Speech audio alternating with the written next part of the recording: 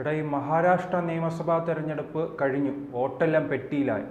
ഇപ്പോൾ അതിനുശേഷം exit poll ഫലങ്ങൾ പുറത്തു വരുന്നുണ്ടല്ലോ. അപ്പോൾ അതിന് BJPയുടെ നേതൃത്വത്തിലുള്ള മഹായുദ്ധി സഖ്യത്തിനാണ് മുന്നേറ്റം പ്രവചിക്കുന്നത്.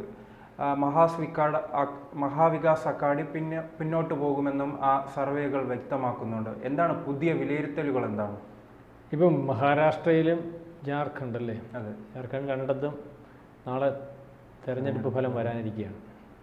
അപ്പോൾ അതിനകത്ത് ഇപ്പം അവിടുന്ന് വരുന്ന വാർത്തകളെന്ന് പറഞ്ഞാൽ വളരെ വിശേഷമാണ്. നേരത്തെ നമ്മൾ ഈ റിസോർട്ട് രാഷ്ട്രീയം ഉണ്ടല്ലോ, ഇപ്പോഴേ അവിടെ റിസോർട്ടിലേക്ക് കോൺഗ്രസ് നേതൃത്വത്തിലുള്ള മുന്നണികൾ റിസോർട്ടിലേക്ക് ജയിക്കാൻ സാധ്യതയുള്ള അല്ലെങ്കിൽ മത്സരിച്ചിട്ടുള്ള ഒട്ടുമുക്കാലും ആൾക്കാർ റിസോർട്ടിലേക്ക് മാറ്റുന്ന ഒരു അവസ്ഥയിലേക്ക് വന്നിരിക്കും തെരഞ്ഞെടുപ്പ് ഫലം വരും മുമ്പ്. കാരണം അവിടെ ഏറ്റവും പ്രധാനപ്പെട്ട ഒരു കാര്യം ഇപ്പോൾ വന്നു കഴിഞ്ഞു. NCP, ശരത് പവാറിൻ്റെ നേതൃത്വത്തിലുള്ള NCP നാളെ റിസൾട്ട് വരുന്നതിന് മുമ്പ് തന്നെ BJPയുടെ നേതൃത്വത്തിലുള്ള സഖ്യത്തിലേക്ക് മാറാൻ തീരുമാനിച്ചിരിക്കുന്നു. അപ്പോൾ അതിന് എനിക്ക് തോന്നുന്നു ഇലക്ഷന് മുമ്പ് ഒരു ചർച്ചയൊക്കെ നടന്നു വന്ന് ആ ചർച്ച സീറ്റിൻ്റെ കാര്യമൊക്കെ വെച്ചിട്ട് നടക്കാതെ പോവുകയും പിന്നെ അത് ഇന്ത്യ സഖ്യത്തിൻ്റെ അതിന് പേര് പറഞ്ഞാൽ മഹായുദ്ധി സഖ്യം, കോൺഗ്രസ് നേതൃത്വത്തിലുള്ള സഖ്യത്തിൻ്റെ പേര് അങ്ങനെ കോൺഗ്രസിൻ്റെ പേരിൽ മഹാവികാസ് സഖ്യം. അപ്പോൾ അതിൻ്റെ കൂടെ നിൽക്കുന്ന ഒരവസ്ഥ വന്നു. മറ്റേത് BJPയുടെ മഹായുദ്ധി സഖ്യം. അപ്പോൾ ഈ മഹായുദ്ധി സഖ്യത്തിൻ്റെ കൂടെ ശരത് പവാറിൻ്റെ നേതൃത്വത്തിലുള്ള NCP വരുന്നതിന് വേണ്ടി ശ്രമം നടത്തുന്നതിന് അതിന് നാളത്തേക്ക് മുമ്പ് തന്നെ സംഭവിക്കും എന്നാണ് ഇപ്പോൾ വരുന്ന വാർത്തകൾ. ഒരുപക്ഷെ NCP ശരത് പവാറും അജിത് പവാറും കൂടെ ഒന്നായി പോകാനുള്ളൊരു തീരുമാനത്തിലേക്ക് കാര്യങ്ങൾ എത്തിച്ചിട്ടുണ്ടാവും, അല്ലെങ്കിൽ എത്തിച്ചേർന്നിട്ടുണ്ടാവും. കാരണം ശരത് പവാർ വലിയ ബുദ്ധിമാനാണ്. അവിടെ അയാൾ ഉണ്ടാക്കി വെച്ചൊരു പ്രസ്ഥാനമാണ് അത്. മരുമോൻ കൊണ്ടുപോകുന്ന അല്ലെങ്കിൽ അദ്ദേഹത്തിന്റെ ശേഷക്കാരൻ കമ്മീഷൻ ഈ ചിഹ്നം ഉൾപ്പെടെ മരുമകനാണ് ഏൽപ്പിച്ചത്. എന്നിട്ടും അദ്ദേഹം കഴിഞ്ഞ പ്രാവശ്യം ലോക്സഭാ ഇലക്ഷൻ എനിക്ക് തോന്നുന്നു ഒരു തിരിച്ചുവരവൊക്കെ നടത്തി. കാരണം അതിനകത്ത് അജിത് പവാറിന് 1 സീറ്റും ശരത് പവാറിന് ഏതാണ്ട് 8 സീറ്റും കിട്ടി. അപ്പം MLA-മാരെ നോക്കുമ്പം അജിത് പവാറിൻ്റെ കൂടെ ആയിരുന്നു കഴിഞ്ഞ പ്രാവശ്യം MLA-മാർ കൂടുതൽ. പക്ഷേ ശരത് പവാറിന് ഇപ്പം ബലപരീക്ഷണം നടത്തിയപ്പോൾ ശരത് പവാർ MP-മാരുടെ എണ്ണം നോക്കുമ്പം തുല്യതയില്ല. അപ്പം അവർക്ക് അതിനകത്ത് ശരത് പവാർ രാഷ്ട്രീയം ഉപേക്ഷിക്കുകയാണെന്ന് പറഞ്ഞ് ഇനി മത്സരത്തിനില്ല രാജ്യസഭാ കാലാവധി കഴിയുമ്പോൾ. അദ്ദേഹത്തിൻ്റെ ഒരു ആഗ്രഹം എന്ന് പറഞ്ഞാൽ അദ്ദേഹത്തിൻ്റെ മകളെ ആ ഒരു പൊസിഷനിൽ, ഒരു നല്ല കൃത്യമായ ഒരു പൊസിഷനിൽ അല്ലെങ്കിൽ ഒരു ഇതിലെത്തിച്ചിട്ട് വിടവാങ്ങണം. അല്ലെങ്കിൽ പുള്ളിക്ക് കണ്ടമാനം പ്രായമായിട്ടുണ്ട്, അസുഖങ്ങളും പ്രശ്നങ്ങളും ഒക്കെ ഉണ്ട്.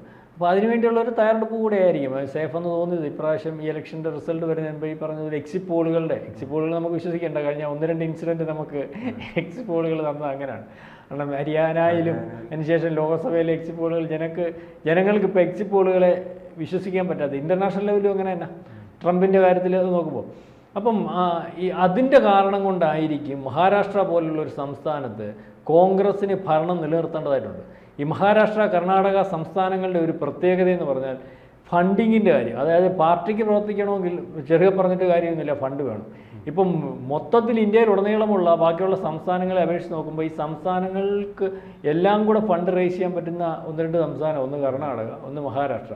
അപ്പോൾ അതുകൊണ്ട് തന്നെയാണ് ഈ മഹാരാഷ്ട്ര തിരഞ്ഞെടുപ്പിനകത്ത് ഇത്രയും കുതികാൽ വെട്ടും അല്ലെങ്കിൽ MP-മാരെ പർച്ചേസിങ്ങും MLA-മാരെ പർച്ചേസിങ്ങും ഒക്കെ നടക്കുന്നതിൻ്റെ കാരണം. ഇപ്പം ഒരുപക്ഷെ കോൺഗ്രസ്സിന് വരാൻ പറ്റുമോ എന്നുള്ള സംശയം കാണും. അതുകൊണ്ടാണ് ഈ റിസോർട്ട് രാഷ്ട്രീയം കളിക്കുന്നത്. അല്ലെങ്കിൽ തുല്യാതുല്യം ഒക്കെ വരും എന്നുള്ള രീതിയിലേക്കായിരിക്കും കാര്യങ്ങൾ നീങ്ങുന്നത്. ഏതായാലും അങ്ങനെയാണ് മകൾക്ക് എന്തെങ്കിലും കേന്ദ്രമന്ത്രി സ്ഥാനം മകൾക്ക് ഇപ്പം മകൾ MP ആണെന്ന് തോന്നുന്നു, മകൾ MP. അപ്പം കേന്ദ്രമന്ത്രി സ്ഥാനം മകൾക്ക് കൊടുത്തോണ്ട് അല്ലെങ്കിൽ മകളെ ഒരു കൃത്യമായ ഒരു സുരക്ഷ അവർക്ക് കുറേ ഈ നേരത്തെ തന്നെ ശരത് പവാറിൻ്റെ ഒരു ഗുണമെന്ന് പറഞ്ഞാൽ അവിടെ ഒരു ചില മേഖല അവരുടെ കയ്യിലായിരുന്നു. ഈ കരിമ്പ് വ്യവസായ മേഖല എന്ന് പറഞ്ഞൊരു മേഖല, കൃഷിക്കാർ. അവിടുന്ന് എങ്ങനെ വന്നാലും എപ്രാവശ്യവും ഇവരൊന്നിച്ചിരിക്കുന്ന സമയത്ത് ഒരു 45-50 MLA-മാർ അവർക്ക് ഉണ്ടാവുന്നതാണ്. അപ്പം അവർക്ക് ആ രാഷ്ട്രീയം കഴിഞ്ഞ പ്രാവശ്യം വരെ ഈ തെരഞ്ഞെടുപ്പിന് മുമ്പത്തെ പ്രാവശ്യം വരെ നമുക്കത് കണ്ടതാണ്. 55 MLA-മാർ അവർക്കുണ്ടായിരുന്നു. കോൺഗ്രസിന് 45 തോന്നല്ലേ, കോൺഗ്രസ്സിന് 44, NCPക്ക് എനിക്ക് തോന്നുന്നു 54-80. അത് അവിടെ 40-50 അത് പ്രതിപക്ഷത്തിരുന്നാലും ഭരണപക്ഷത്തിരുന്നാലും അങ്ങനെ ഉണ്ടാകുന്നത് അത് ഇത്ര സുരക്ഷിതം. അതിൻ്റെ അകത്താണ് കഴിഞ്ഞ പ്രാവശ്യം ഈ പറഞ്ഞതുപോലെ 105 സീറ്റ് ഉണ്ടായിരുന്ന BJPക്ക് അവിടെ ഭരണത്തിൽ വരാൻ സാധിക്കാതെ വരികയും അതിനകത്ത് ഏതാണ്ട് 55-45 സീറ്റാണ് ശിവസേനയ്ക്കുണ്ട്. കൃത്യ കണക്ക് 46 അല്ലേ, 56. അപ്പം അവർക്ക് അല്ല, അതിനു മുൻപ് ഇവർ സഖ്യമായിട്ടാണ് മത്സരിച്ചത്. അപ്പോൾ സഖ്യമായിട്ട് മത്സരിക്കുമ്പോൾ BJPക്ക് 105-ഉം ശിവസേനയ്ക്ക് 56-ഉം കിട്ടി ജനങ്ങൾ തിരഞ്ഞെടുത്തിരുന്നു ആ സഖ്യത്തെ. അവസാനം ഈ തെരഞ്ഞെടുപ്പ് ഫലം വന്നതിന് ശേഷമായിരുന്നു ഇവര് അടിച്ചുവിടും. കാരണം ഉദ്ധവ് താക്കറേക്ക് അന്ന് മുഖ്യമന്ത്രിയാവണം. അപ്പം യാതൊരു കാരണവശാലും ഫഡ്നാവിസ് പറഞ്ഞ് 105 സീറ്റാണ് ഇരിക്കുന്നത്. അങ്ങനെ അവർ തമ്മിൽ ഉടക്കുകയാണ്. കാരണം അവിടെ ഈ BJPയുടെ ആദ്യ കാലം തൊട്ട് നമ്മൾ മനസ്സിലാക്കേണ്ട ഒരു കാര്യം, BJP ഒരു കാലത്ത് ഇല്ലായിരുന്ന സമയം തൊട്ട് ഈ ശിവസേനയുമായിട്ടന്ന് സഖ്യമുള്ള ആകപ്പാടെ സഖ്യമുള്ളതിനകത്ത് ഒന്ന് ശിവസേന, പിന്നെ ശിരോമണി അല്ലാതെ പഞ്ചാബിൽ ഇവർ രണ്ടുമായിരുന്നു. അപ്പോൾ അതിനകത്ത് ഈ സഖ്യം വിട്ടുപോയതിനകത്ത് ശിവസേന പിളർത്തിയതിനകത്തൊക്കെ ഒരു ഘട്ടം വരെ RSSന് അല്പം താല്പര്യക്കുറവുണ്ടായിരുന്നു. അപ്പം അന്ന് ഈ ലോകസഭയിലേക്ക് സീറ്റ് കൂടുതൽ BJPക്ക് കൂടും, നിയമസഭയിൽ ഏകദേശം സീറ്റ് കൂടുതൽ ലോകസഭയിലേക്ക് സീറ്റ് BJP കൊടുക്കും, നിയമസഭയിൽ ഉദ്ധവ് താക്കറയുടെ വിഭാഗത്തിന് കൊടുത്തിട്ട് അങ്ങനെ ഒരു കാരണം അവർക്ക് നിയമസഭയിലെ അല്ലെങ്കിൽ അവിടുത്തെ ഭരണം മതി എന്നുള്ള ഒരു രീതിയാണ്. അവർക്ക് അവിടുത്തെ കോർപ്പറേഷൻ ഇതുകൊണ്ട് തൃപ്തമായിട്ട് പോകാം. കാരണം ഈ പറഞ്ഞതുപോലെ എല്ലാ രീതിയിലുള്ള ഈ സമ്പന്നമായിട്ട് സമ്പത്തും ഒക്കെയുള്ള സംസ്ഥാനമായതുകൊണ്ട്. അപ്പം അതിന് ഫഡ്നാവിസ് 5 കൊല്ലം ഭരിച്ചതിന് ശേഷം അതിനകത്തൊരു മാറ്റം വന്നു. കാരണം ശിവസേനയെ അങ്ങ് മാറ്റിക്കൊണ്ട് അല്ലെങ്കിൽ BJPക്ക് നല്ല കരുത്തുണ്ടാക്കി അവിടെ പറഞ്ഞാൽ എപ്പോഴും നല്ല കരുത്തിലാണ്. അപ്പം അതേ രീതിയിൽ പോകാൻ സാധിക്കും. അപ്പം ആ ഗ്യാപ്പിൽ കോൺഗ്രസ്സിന് ഇപ്പോൾ ഒന്നും സംഭവിക്കാനില്ലല്ലോ. ആ പാടെ 44 ഉള്ളൂ, എന്നാൽ പിന്നെ നിങ്ങളെ ആക്കിക്കൂ. അല്ലാതെ അതിനകത്ത് വലിയ ഓപ്പറേഷനൊന്നുമില്ല. ഇപ്പം ഞാൻ ചോദിച്ചിട്ട് 105 സീറ്റ് ഉള്ള BJP പറഞ്ഞു ഞങ്ങൾക്ക് നിങ്ങളെ കൂട്ടിയാൽ മതി. 44 സീറ്റുള്ള ഒരു 55 പവാറും മറ്റവരുടെ കൂടുമ്പോൾ കേവല ഭൂരിപക്ഷം വരുന്ന ഒരവസ്ഥ വന്നു കഴിഞ്ഞാൽ അവർക്കിനത് നഷ്ടപ്പെടാനൊന്നുമില്ല.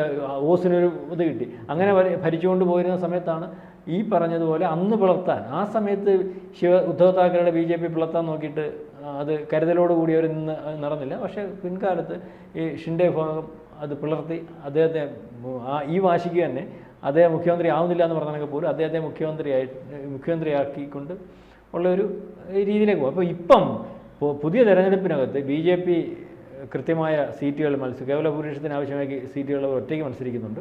ബാക്കി സഖ്യം എല്ലാം കൂടെ വരികയും ആ സഖ്യത്തിന് നല്ല ഭൂരിപക്ഷത്തിൽ പല എക്സിറ്റ് പോളുകളിലും നല്ല വ്യക്തമായ ഭൂരിപക്ഷത്തിൽ വരുന്നത്, ചില എക്സിറ്റ് പോളുകളിൽ നേരിയ എന്തായാലും എല്ലാ എക്സിറ്റ് പോളുകളും കേവല ഭൂരിപക്ഷം പ്രവചിക്കുന്നുണ്ട്. അപ്പം അത് വന്നപ്പോൾ അതുപോലെ ജാർഖണ്ഡിൽ അതിലൊരു സംശയമുള്ളത് ഈ ലോക്സഭാ തെരഞ്ഞെടുപ്പിൽ BJP സഖ്യത്തിന് വലിയ തിരിച്ചടിയാണ്. എന്നിട്ടും നിയമസഭയിലേക്ക് വരുമ്പോൾ തിരിച്ചു വരും. നിയമസഭയിൽ വരുമ്പോൾ തിരിച്ചു വരുമെന്നാണ്. ലോക്സഭാ തെരഞ്ഞെടുപ്പിൽ ഈ BJPക്ക് പറ്റിയ ഒരു പ്രശ്നങ്ങൾ അല്ലെങ്കിൽ അടികൾ, അതുകൊണ്ടാണ് അന്ന് പല സംസ്ഥാനങ്ങളിലും ഈ പറഞ്ഞതുപോലെ കൃത്യമായിട്ട് BJP വിചാരിക്കുന്നതിലേക്ക് BJP അധികാരത്തിൽ വരുമെന്നും അല്ലെങ്കിൽ ആ 400-ൽ പുറത്ത് സീറ്റുകൾ അധികാരത്തിൽ വരുമെന്ന് കണ്ടുകൊണ്ട് വാശി പിടിച്ച് ഘടകകക്ഷികളോടുള്ള വാശി പിടുത്തം പല സംസ്ഥാനങ്ങൾ, ഒന്ന് മഹാരാഷ്ട്ര, UP അല്ലെങ്കിൽ പാർട്ടിക്കകത്തുള്ള പ്രശ്നങ്ങൾ ഇതൊന്നും പരിഗണിക്കാതെ ഈ ഒഴുക്കിലങ്ങ് പൊക്കോളൂന്ന് കണ്ട് ആണ് ഇത് സംഭവിക്കുന്നത്. ആ ഗ്യാപ്പ് വളരെ കൃത്യമായിട്ട് ആവശ്യമില്ലാത്ത പ്രചരണങ്ങളും വ്യാജ പ്രചരണങ്ങളും ഒക്കെ നടത്തി ഇവരുടെ പോരായ്മ കണ്ടെത്തി അവരുടെ വിമതന്മാരെയൊക്കെ കൂട്ടുപിടിച്ചാണ് ഈ മഹാരാഷ്ട്രയും UP ആയിരുന്നല്ലോ ഏറ്റവും കൂടുതൽ BJPക്ക് ഷോക്ക് കൊടുത്ത സംസ്ഥാനങ്ങൾ. കഴിഞ്ഞ പ്രാവശ്യം ഏതാണ്ട് പ്രതിപക്ഷ കക്ഷികൾക്ക് 5-ൽ പുറത്ത് സീറ്റ് MP മാത്രം ഉണ്ടായിരുന്നിടത്താണ് ഈ പ്രാവശ്യം കേവലം 9-ലേക്ക് BJP കൂപ്പുകുത്തുന്നത്. അവിടെ 3-ൽ നിന്നിരുന്ന കോൺഗ്രസ് ഏതാണ്ട് 10, 12, 13 സീറ്റിലേക്ക് വന്നു. അപ്പം അത് വന്നു കഴിഞ്ഞപ്പോഴത്തേന് ഇന്ത്യ സഖ്യത്തിന് അവിടെ ഒരു പ്രതീക്ഷ വരികയും, പക്ഷേ അവിടുത്തെയൊക്കെ രാഷ്ട്രീയം എന്ന് പറഞ്ഞാൽ ഈ പറഞ്ഞതുപോലെ ഈ വലിയൊരു സംസ്ഥാനവും സമ്പന്ന സംസ്ഥാനവും ആയതുകൊണ്ട് ഏത് നിമിഷവും അനുനിമിഷം ഇപ്പം പറഞ്ഞുകൊണ്ടിരിക്കുന്ന രാഷ്ട്രീയമായിരിക്കില്ല പിന്നെ പറഞ്ഞുകൊണ്ടിരിക്കുന്നത്. കാരണം അത്രയ്ക്ക് അങ്ങോട്ടും ഇങ്ങോട്ടും പോയി. ഇപ്പം പിന്നെ ഈ നമ്മൾ പരിശോധിക്കുമ്പോൾ ഇന്ത്യയിൽ ഇപ്പം മറ്റു പാർട്ടികളെ അപേക്ഷിച്ച് മറ്റു പാർട്ടികൾ ഇപ്പോൾ ചർച്ച ചെയ്യാൻ പറ്റുന്ന പാർട്ടികളെന്ന് പറഞ്ഞാൽ ദേശീയ പാർട്ടികളിലൊന്ന് ഈ പറഞ്ഞ BJPയും ഒന്ന് കോൺഗ്രസ്സും. കോൺഗ്രസ്സിന് ദേശീയ പാർട്ടി എന്ന് പറയുമ്പം എല്ലായിടത്തും ഉണ്ടെന്ന് പറഞ്ഞാൽ അത് വളരെ ശിഥിലമായി പോയി. രണ്ടാമത് കയറ്റാൻ നോക്കി അല്ലെങ്കിൽ അതിനൊരു തിരിച്ചവർ കൊണ്ടുവന്ന ഇന്ത്യ മുന്നണിക്ക് ഒരു ആവേശം കിട്ടുന്നത് പോലെയൊക്കെ കഴിഞ്ഞ ലോക്സഭാ തെരഞ്ഞെടുപ്പ് കാണിച്ചെങ്കിലും അതിനുശേഷം നമ്മൾ ഇന്നലെ വരെ കണ്ട തെരഞ്ഞെടുപ്പ് ഫലങ്ങളും അവരുടെ പെർഫോമൻസും ഒക്കെ വീണ്ടും പഴയ പടിതിയിലേക്ക് ഇതെത്തിക്കുന്ന രീതിയിലേക്ക് കാര്യങ്ങൾ പോകുന്നു. അന്ന് BJP വളരെ കരുതലോടുകൂടി അവർക്ക് പറ്റിയ പോരായ്മ മനസ്സിലാക്കി വളരെ കൃത്യം രാഷ്ട്രീയം അല്ലെങ്കിൽ എന്താണ് ഇവിടെ ചെയ്യേണ്ടതെന്നുള്ള രീതിയിലാണ് ചെയ്തു പോകുന്നത്. ഇപ്പോൾ നാളെ ജാർഖണ്ഡിലെയും അല്ലെങ്കിൽ ഈ പറഞ്ഞതുപോലെ മഹാരാഷ്ട്രയിലെ തെരഞ്ഞെടുപ്പ് വരുമ്പോൾ എത്രത്തോളം വീണ്ടും BJPക്ക് അവിടെ കരുത്ത് കാണിക്കാൻ പറ്റുമെന്ന് നമുക്കറിയത്തില്ല. അതും കൂടെ വന്നു കഴിയുമ്പോൾ BJPയുടെ ലോകസഭയിലെ പരാജയം ഒന്നുമല്ലായിരുന്നു, അത് താൽക്കാലികമായിരുന്നു എന്ന രീതിയിലേക്കാണ് വരുന്നത്.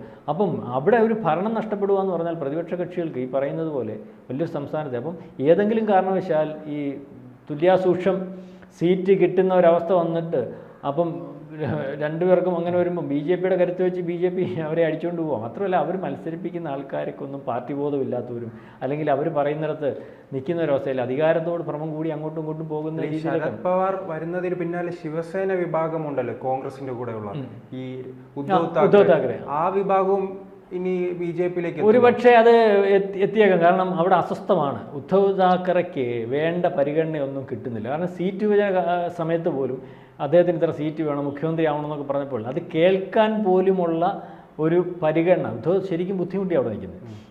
പരിഗണന കൊടുക്കുന്നില്ല. കാരണം മുഖ്യമന്ത്രിയൊക്കെ ഞങ്ങൾ തീരുമാനിച്ചോളാം, നിങ്ങൾക്ക് ഈ തരുന്ന സീറ്റ് വേണമെങ്കിൽ മത്സരിച്ചാൽ മതിയല്ലോ എന്നൊക്കെ പറയുന്ന രീതിയിൽ. അപ്പം ഇപ്പുറത്ത് ഒരു വാശിക്കങ്ങ് അപ്പുറത്ത് പോയ ആൾക്ക് തീരെ പരിഗണന അപ്പുറത്ത് കിട്ടാത്തൊരവസ്ഥയിലേക്ക് അവർ ആ കൃത്യമായ പൊളിറ്റിക്സ് അതിനകത്ത് ഉപയോഗിക്കുന്നുണ്ട്. കാരണം ഇവിടെ ഈ ശിവസേനയെ പിളർത്തി നിൽക്കുന്ന ഏക്നാഥ് ഷിൻഡെയുടെ വിഭാഗത്തിനകത്ത് തിരിച്ചു വരണമെന്ന് RSS ആഗ്രഹിക്കുന്നുണ്ട് മറ്റേ ശിവസേന. അപ്പോൾ ഇവർ തമ്മിലുള്ള ഒരു പ്രശ്നമാണ് ഇപ്പം നിൽക്കുന്നത്. ഏക്നാഥ് ഷിൻഡെക്ക് ഉദ്ധവ് താക്കറെ തിരിച്ചു വന്നാൽ പരിഗണന കുറയുമോ?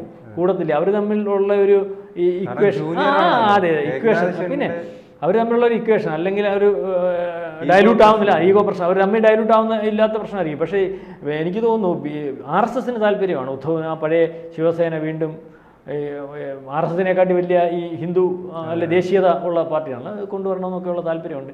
ഏതായാലും തെരഞ്ഞെടുപ്പ് നാളെ ഫലം വരാനിരിക്കെ അതിനു മുമ്പ് തന്നെ റിസോർട്ടിലേക്ക് ആൾക്കാരെ മാറ്റുന്ന ഒരു സംവിധാനത്തിലേക്കാണ് കോൺഗ്രസിൻ്റെ നേതൃത്വത്തിലുള്ള മുന്നണി മഹാരാഷ്ട്രയിൽ പൊയ്ക്കൊണ്ടിരിക്കുന്നത്.